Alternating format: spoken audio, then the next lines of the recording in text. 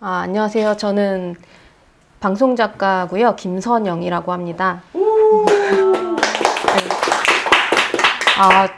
저는 사실 이제 뭐 앞에 나와서 말을 많이 하고 이런 직업은 아니었다 보니까 좀 말하는 게 어색하고 좀 떨리기도 하고 그래요. 그래서 되게 부담스러운데 제가 스피치를 신청한 이유가 이제 저도 이제 꾸준히 글을 쓰면서 이제 제가 방송이 아닌 쪽도 좀 도전을 해봐야겠다 해서 제가 11월부터 강의를 하나 맡게 된 게 있어요. 그래서 그러면 강의 때는 어쨌든 많은 사람들을 보고 이야기를 해야 되니까 좀 연습도 필요할 것 같고 이왕이면은 여기 싱큐베이션 멤버들한테 조금 도움이 될 만한 이야기로 스피치 연습도 하고 좀 팁을 드리면 어떨까 해서 글쓰기 관련된 팁을 좀 준비해 봤고요.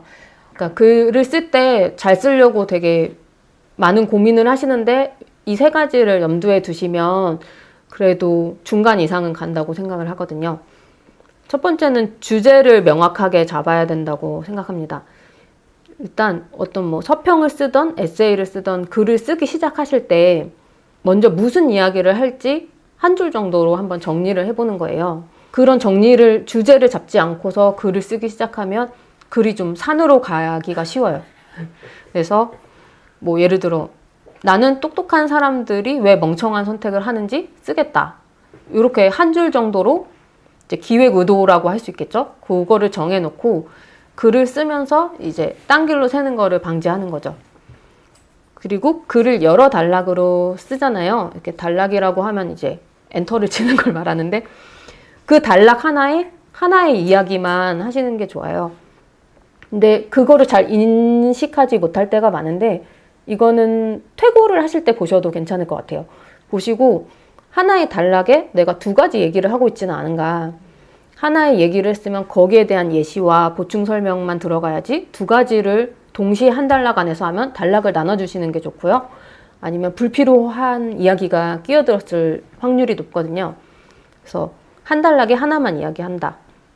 그리고 딴 길로 만약에 셋으면 아쉬워하지 말고 그 지워주시면 돼요. 근데 정말 내가 자료조사를 열심히 하고 이 얘기도 너무 아까운 이야기다 하실 수 있어요.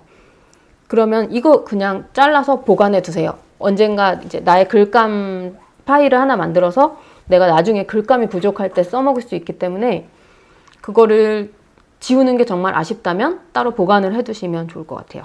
그리고 주제를 제가 먼저 정하고 글을 쓰라고 했는데 주제랑 제목은 다르잖아요. 제목은 글을 다 쓰시고 정하는 게 더 좋은 것 같아요. 왜냐하면 제목을 짓는데도 일단 고민이 많이 되고 짓고 나면 이 제목에서 벗어나면 안 될 것 같은 압박감 때문에 글이 안 써져요. 그래서 그리고 그 제목 안에 틀에 박혀서 글이 뻗어나갈 수가 없기 때문에 우선은 주제를 정했으면 자유롭게 글을 쓰고 그 다음에 다 완성이 된 후에 글을 찬찬히 읽으면서 가장 매력적인 부분에서 핵심을 뽑아서 제목을 짓는 방식이 좀 더 주제를 명확하게 드러내면서도 쉽게 쓸 수 있는 그런 방법입니다. 그리고 첫 번째가 이제 주제를 명확하게 정하는 거고 두 번째는 문장은 쉽고 간결하게 쓴다. 이것도 다 아시는 내용일 수 있는데 한 번 더 설명을 드리면 일단 단어 선정을 할 때 어쨌든 문장은 단어로 이루어져 있잖아요. 근데 단어를 우리가 일반적으로 대화를 하는 일상적인 언어에서만 쓰는 단어를 사용하시는 게 좋아요. 우리가 뭐 학술적인 말이나 뭐 전문 용어 같은 거를 일상에서 많이 쓰지는 않잖아요. 근데 그런 말이 들어가야 되면 부가적인 설명이 들어가야 되고 가독성이 떨어지기 때문에 뭐 물론 그 글의 종류에 따라 다르겠지만 뭐 가벼운 에세이나 또 많은 사람들이 보도록 유도하는 서평 같은 경우에는 최대한 우리가 일상적인 생활에서 쓰는 그런 단어를 사용하시는 게 좋습니다. 그리고 불필요한 수식과 접속사를 뺀다. 그러니까 접속사라고 하면 뭐 그리고 그러나 뭐 하지만 뭐 이런 것들이 우리는 과하게 사용할 때가 있어요.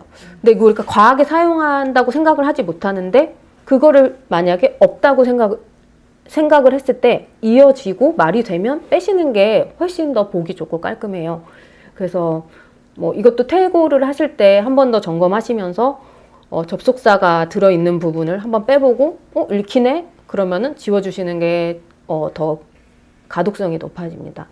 그래서 또 불필요한 수식이라는 건 예를 들면 뭐 사전 공지 이런 단어가 있으면 그냥 공지만 쓰시면 되고요. 크기가 큰 그러면 큰만 쓰셔도 돼요. 그러니까 어떤 꾸며주는 말에 있어서 앞에 걸 떼도 크게 상관이 없으면 이게 빼는 게 더 쉽게 읽히거든요. 예. 색깔이 파란 그러면 색깔이를 빼시고 파란 뭐 구름 하면 되는데 색깔이 파란 구름 이렇게 느려서 쓰실 필요가 없다는 거예요. 그래서 좀 간결한 단어를 쓰고 뭐 번역체와 수동태를 쓰지 않는 건은 다 아시죠? 그래서 뭐 뭐뭐에 대하여, 뭐뭐에 관하여 이런 말도 되게 잘 쓰시는데 이제 이게 일본어 번역체라고 해요. 그래서 그 말을 쓰지 않는 방법으로 자꾸 고쳐보도록 노력을 하시고요. 이거는 좀 의견이 분분한데 뭐 단문으로 쓰시는 게 좋아요. 복문으로 쓰다 보면은 이제 말하려고 하는 그 핵심 내용을 제대로 전달하지 못하는 경우가 많기 때문에 이제 주어와 수어가 하나만 있는 단문으로 쓰시면 좋을 것 같습니다. 세 번째는 퇴고를 확실하게 하는 겁니다. 이거는 너무 기본적인 건데 이제 맞춤법이나 띄어쓰기 검사를 하는 그 사이트들도 있고 하니까 요거는 정말 되게 기본적이고 간편한 거기 때문에 다 쓴 다음에 복사를 해서 한번 돌려주세요. 만약에 내가 잘 모르겠다 싶으면.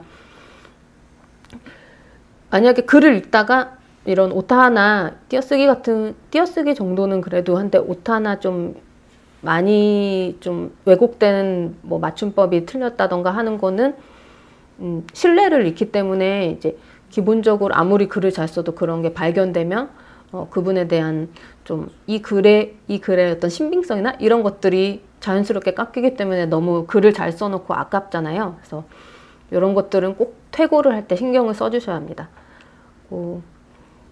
초고를 되게 몇 시간씩 공들여 쓰시는 분들이 있어요. 근데 저는 그거를 좀 반대하는 편인데 초고는 정말 그야말로 아무 말 대잔치예요. 그러니까 주제를 놓고 생각나는 대로 정말 아무 말이나 써놓고 퇴고를 하면서 뭐 아래에서 말한 내용을 위로 올려도 되고 중간에 말했던 거를 빼도 되고 정말 그거를 가지고 노는 게 퇴고지 초고에서 너무 심각하게 고민을 하면 글을 쓰기가 사실 너무 힘들고 어려워지거든요. 그래서 초고는 힘을 빼고 정말 뭐 낙서한다는 심정으로 좀 쓰셔도 되니까 대신 퇴고를 좀 최대한 여러 번 하셔서 좀 초고의 부족함을 보완을 하시면 좋을 것 같습니다. 그래서 이 퇴고를 하는 방법도 퇴고 체크리스트를 만드시면 좋아요.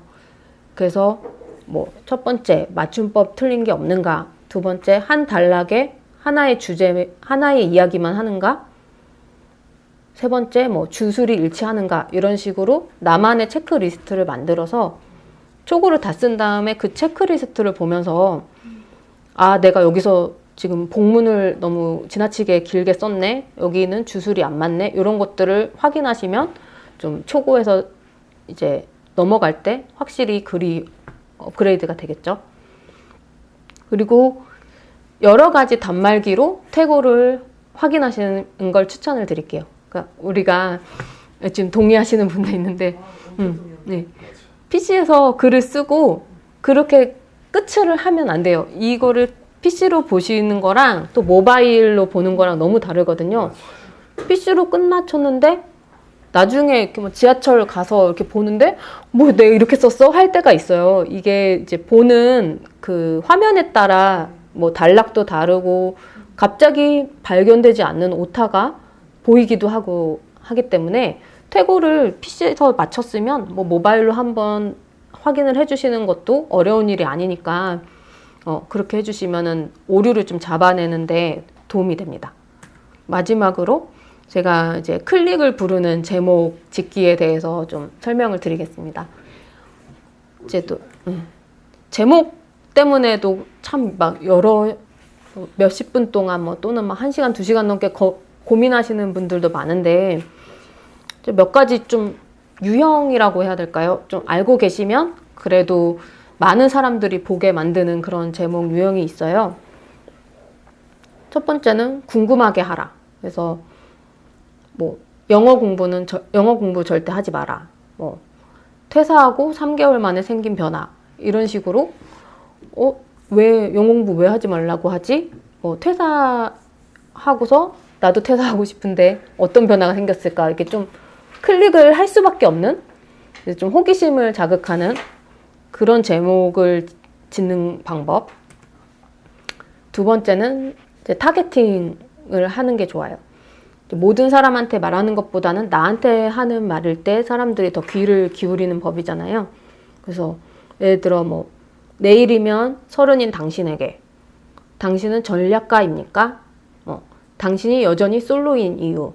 이러면은 내가 솔로야. 그러면은 나는 왜 솔로일까? 클릭을 할 수밖에 없기 때문에 어떤 특정한 대상을 좀 타겟팅을 해서 좀 좁혀서 제목을 지으시면 좋을 것 같아요.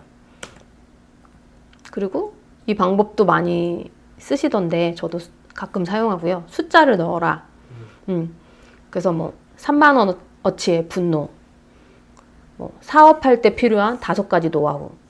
이렇게 숫자를 넣어주시면 뭔가 내가 딱 챙겨갈 수 있는 것들이 있을 것 같은 조금 구체적인 그런 느낌이 들기 때문에 사람들이 그냥 사업할 때 필요한 노하우 이것보다는 5가지 노하우라고 하면 간단하고 뭔가 금방 볼 수 있을 것 같고 핵심이 있을 것 같은 그런 느낌이 들기 때문에 이제 보통 많이 보시거든요. 그래서 제목에 숫자를 넣는 것도 많이 사용하는 방법입니다. 그 다음에 검색어를 넣는 방법. 우리가 인터넷에서 궁금한 거 찾을 때 쓰는 검색어들 있잖아요. 그게 제목이 될 수 있어요. 그러니까 뭐뭐 하는 법. 법도 있고, 그래서 뭐 직장 상사가 괴롭힐 때 남자친구가 좋아하는 향수 유형은 노래 잘 부르는 법, 뭐 이런 식으로 사람들이 자신의 고민이나 호기심을 해결하려고 이제 검색을 하잖아요. 그거를 제목으로 활용하시면 유입이 아무래도 온라인상에서 유입이 될 수밖에 없겠죠. 네. 그래서 저는 이제 어떤 책에서 한 예시 때문에 뭐 코스트코에 갈 수밖에 없는 이유라는 제목을 썼는데 저는 그 생각은 못했는데 사람들이 코스트코를 검색을 많이 하나 봐요. 그래서 그거를 썼다가 제 글을 보시러 많이 오셨더라고요. 몇 명이 왔어요? 30만 명이 넘게 왔어요. 와, 네, 글이요? 네.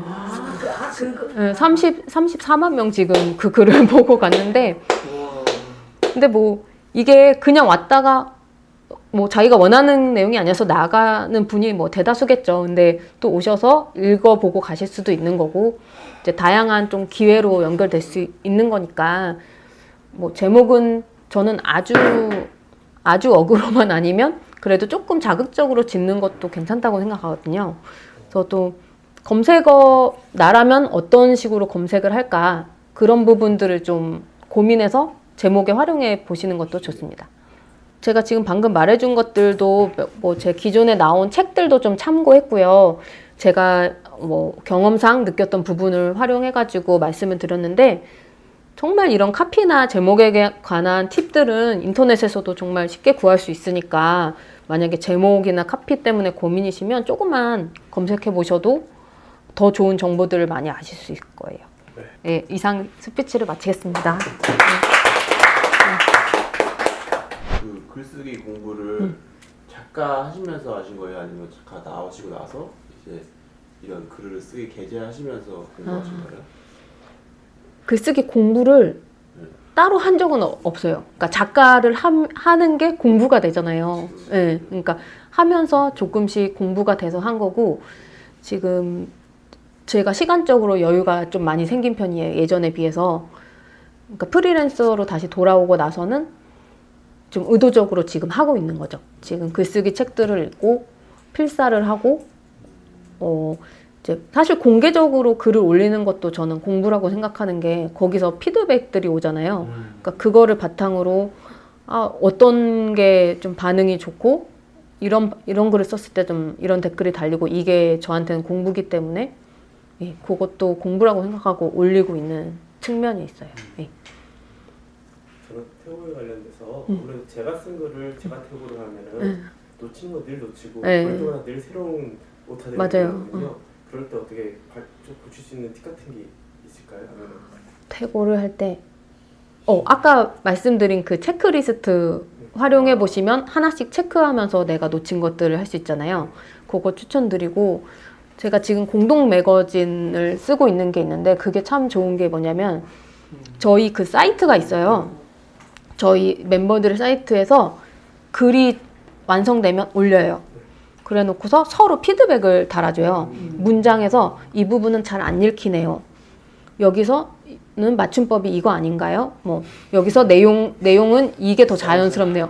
약간 처음에는 조금 기분이 그래요. 막 이렇게 지적을 하거든요. 그죠. 되게 적나라하게 지적을 하거든요. 그럼 레드팀이네. 네.